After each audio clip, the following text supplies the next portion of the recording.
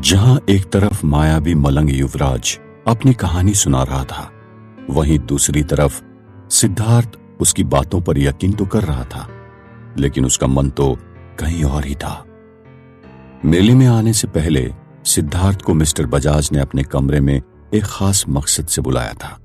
उन्होंने वहां सिद्धार्थ से साफ तौर पर कह दिया था कि वो अब कभी भी नहीं चाहेंगे कि सिद्धार्थ उनकी बेटी का गलत फायदा उठाए।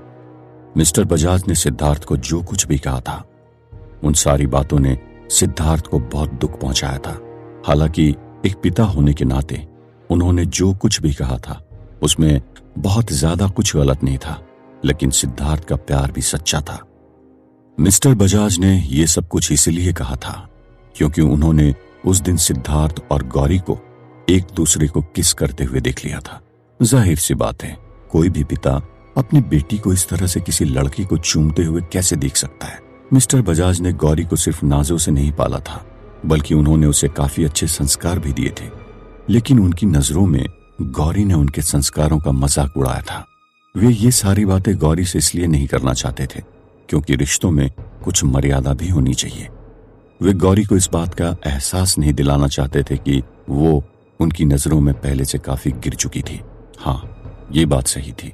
मिस्टर बजाज को तो शुरुआत से ही सिद्धार्थ और गौरी का यूं नजदीक आना बिल्कुल पसंद नहीं था, लेकिन वे भी आज के जमाने के पिता थे और इस बात को जानते थे कि एक लड़के लड़की में दोस्ती भी हो सकती है। उन्हें सिद्धार्थ और गौरी की दोस्ती से कोई एतराज नहीं था, लेकिन वे लोग सिर्फ दोस्त नहीं रह गए थे।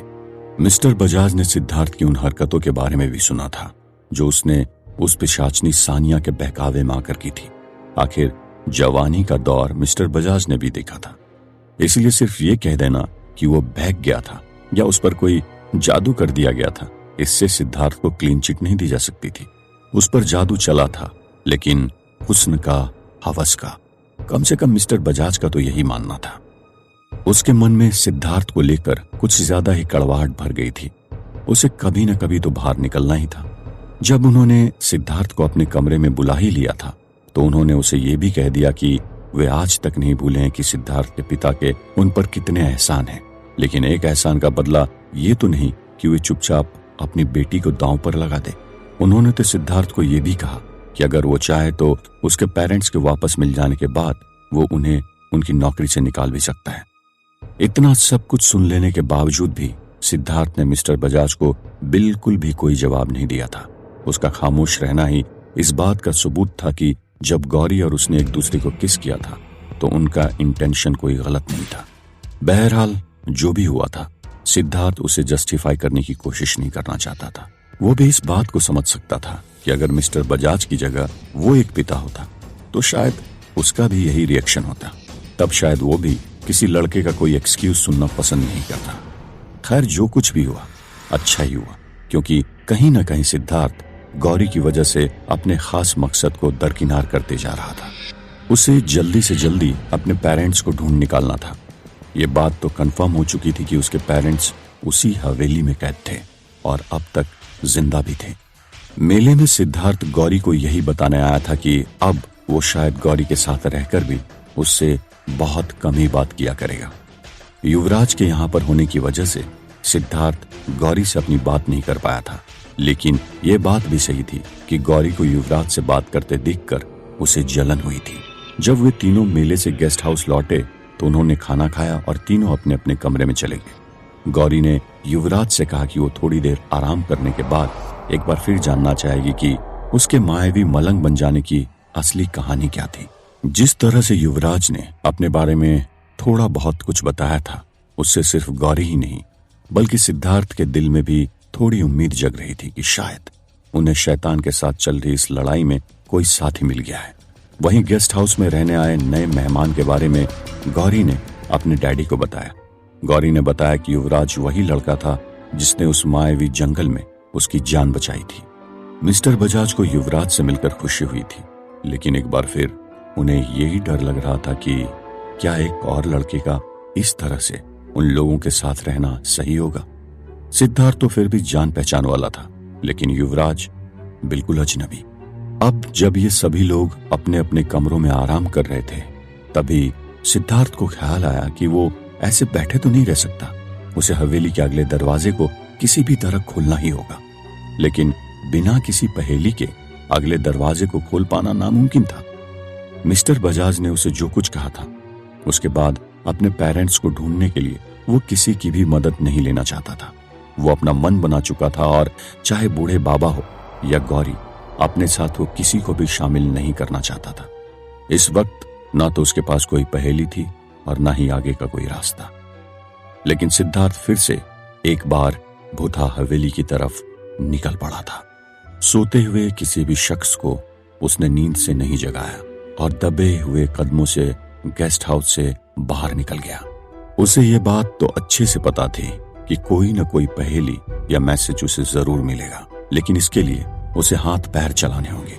वो गांव के अभी ठीक से बाहर भी नहीं निकला था कि अचानक गांव के कुत्ते जोर जोर से रोने लगे। कभी किसी तरफ से तो कभी किसी तरफ से उनके रोने और भौंकने की आवाजें आने लगी। अब तक तो गांव का माहौल बिल्कुल ही अच्छा था और मौसम भी बिल्कुल खराब नहीं था, लेकिन जैसे जैसे वो हवेली की तरफ आगे बढ़ने लगा, अचानक हवाएं थोड़ी तेज चलने लगी।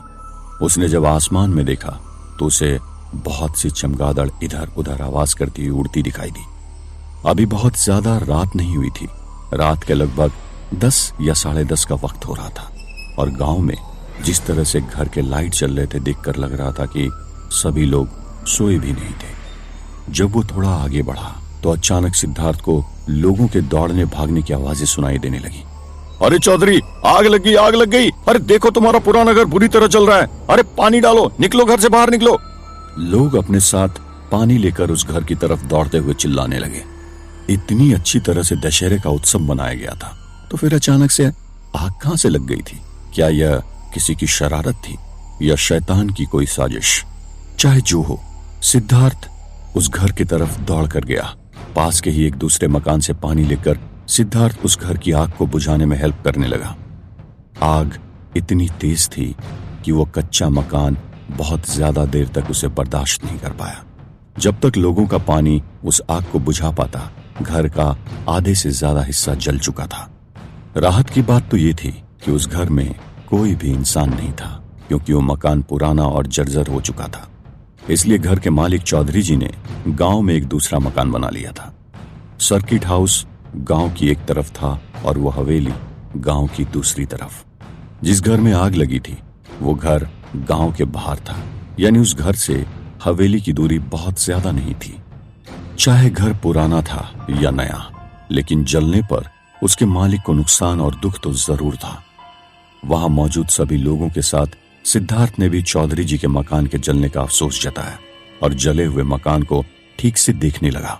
घर के मालिक और गांव के बाकी लोगों का उस जले हुए मकान को देखना बिल्कुल आम बात थी, लेकिन सिद्धार्थ आग लगने के कारण को खोजना चाहता था। वीरानगढ़ में इतने दिन गुजार लेने के बाद सिद्धार्थ को ये बात तो अच्छी तरह से समझ आ गई थी कि वहां हो रही सभी घटनाएं उस शैतान की मर्जी से हो, ये तो नहीं कहा जा सकता था, लेकिन ज्यादातर घटनाएं उसी की शैतानी साजिश हुआ करती थी। जहां सिद्धार्थ उस जले हुए मकान की आग में कुछ तलाशने की कोशिश कर रहा था, वहीं कोई ऐसा भी था जो सिद्धार्थ की जिंदगी में आग लगाना चाहता था। नहीं, मिस्टर बजाज नहीं, ये वही मायावी मलंग था जो कि वहां आने के अपने असली मकसद को दिल में दबाए हुए था। गेस्ट हाउस के बाकी लोग तो सो गए थे, लेकिन युवराज अभी भी जग रहा था।